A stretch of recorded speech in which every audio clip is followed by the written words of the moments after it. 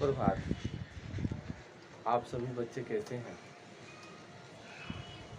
पिछले वीडियो में हम आपको गोधली का पाठ 3 भारत से हम क्या सीखे, इस पाठ के जो लेखक हैं मैक्स मूलर, इनकी जीवनी के बारे में हम बताए थे मौखिक रूप से, और आपको हम समझाए थे कि आप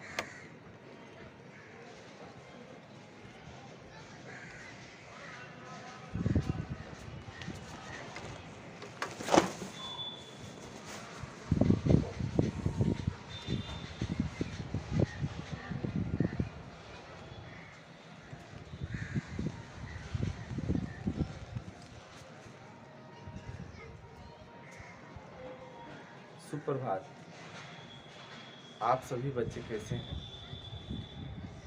पिछले वीडियो में हम आपको गोधली का पाठ 3 जो है भारत से हम क्या सीखे, इस पाठ के जो लेखक हैं मैक्स मूलर, इनकी जीवनी को हम बताए थे। और आज मैं आपको भारत से हम क्या सीखे, इस पाठ को हम लोग समझेंगे और जानेंगे। इस पाठ को पढ़ाने से पहले आपको हम सभी को बता दें कि आप सभी, एक बच्ची का कमेंट था कि सर आप जो पाठ पढ़ा रहे हैं उसका प्रश्न उत्तर हमें कब लिखवाइएगा। तो उस सबको हम बता दें कि देखिए, आप हिंदी का वो गोधली आप पुस्तक को लीजिए, उसमें देखिए 18 प्रश्न हैं, और एक एक प्रश्न हमको लगता है यहाँ से लेकर यहाँ तक अगर हम 2 बार लिखेंगे तब एक प्रश्न का उत्तर होगा।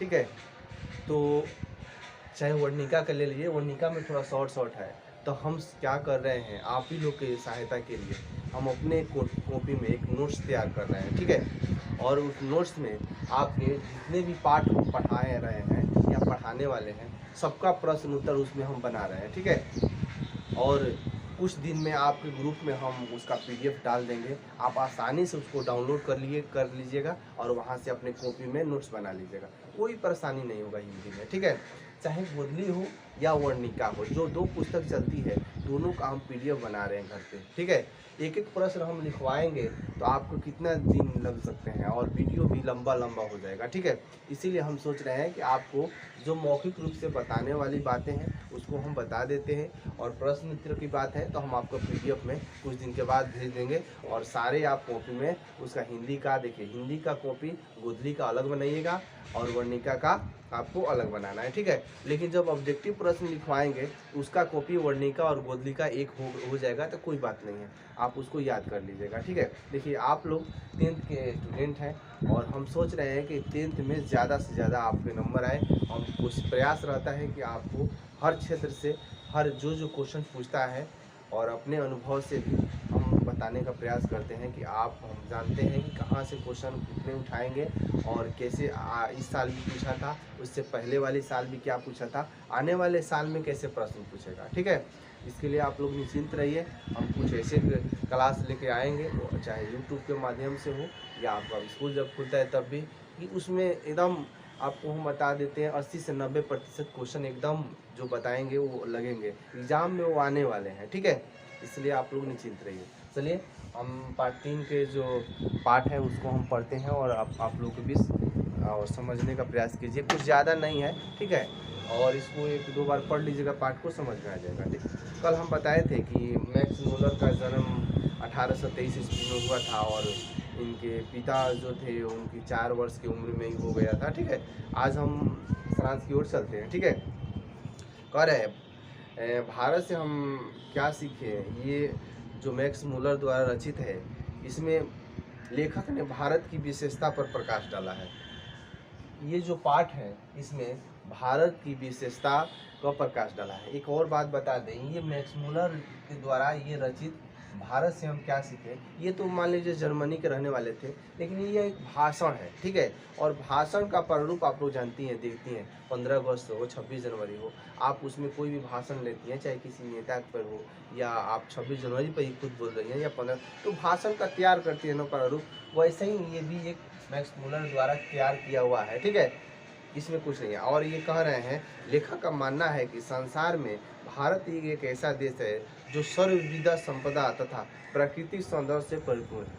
ये कहते हैं कि भारत ही एक ऐसा देश है जिसमें सभी जो भी यहाँ प्राकृतिक सौंदर्य है, मतलब प्राकृतिक सुंदरता है भगवान के दिया हुआ है, ये भारत में है। और यहाँ सभी के क्या बोलते हैं सुखी संपन्न से हैं, समझ रहे हैं ना, सभी लोग शांतिपूर्वक हैं।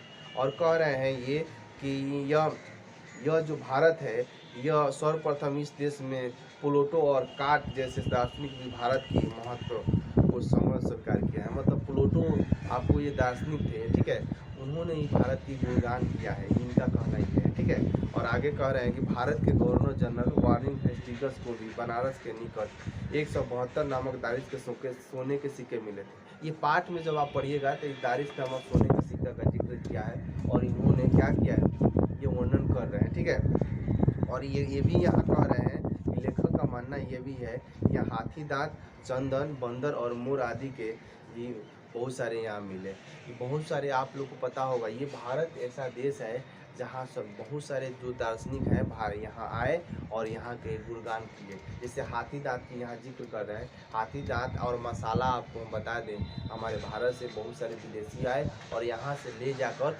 60 गुना मतलब 1 रुपया का 60 गुना फायदा में बेचे। मतलब 1 रुपया की वस्तु 60 रुपये में वहाँ अपने देश में ले जाकर बेचे, ठीक है। और यहाँ देखिए आपको बता दें, भारत में बहुत सारे विदेशी लोग आए और यहाँ के दर्शन किए, भ्रमण किए और देखे, कहा कि नहीं प्रकृति में कहीं अगर कोई स्वर्ग है तो ये भारत में ही है। इसीलिए हमारे जम्मू कश्मीर जो श्रीनगर उसको स्वर्ग कहा जाता है, ठीक है।